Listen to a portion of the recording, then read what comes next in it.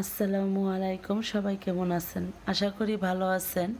আলহামদুলিল্লাহ আমিও ভালোই আছি। নিয়ে আসলাম ছোট্ট একটা ভিডিও। আশা করি আমার পুরো ভিডিওটা ধৈর্য সহকারে দেখে নিবেন।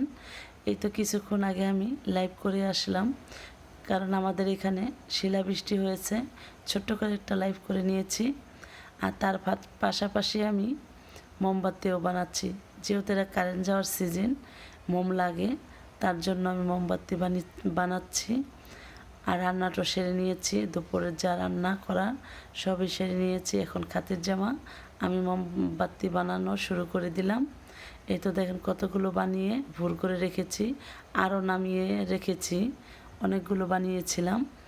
তাই মোম সুতাগুলো আমি আগে গেঁথে নিয়েছি ঢাইসের মধ্যে, আর মোমো গলায় নিচ্ছি। এখন আমি ঢাইসে ঢেলে দিচ্ছি। তা আমার ভিডিওটা কে কোথা থেকে দেখছেন অবশ্যই কমেন্টে জানাবেন। আর আর কোন কোন জায়গায় শিলাবৃষ্টি হয়েছে অবশ্যই কমেন্টে জানাবেন। তা আমার ভিডিওটি এ পর্যন্তই। আল্লাহ হাফেজ।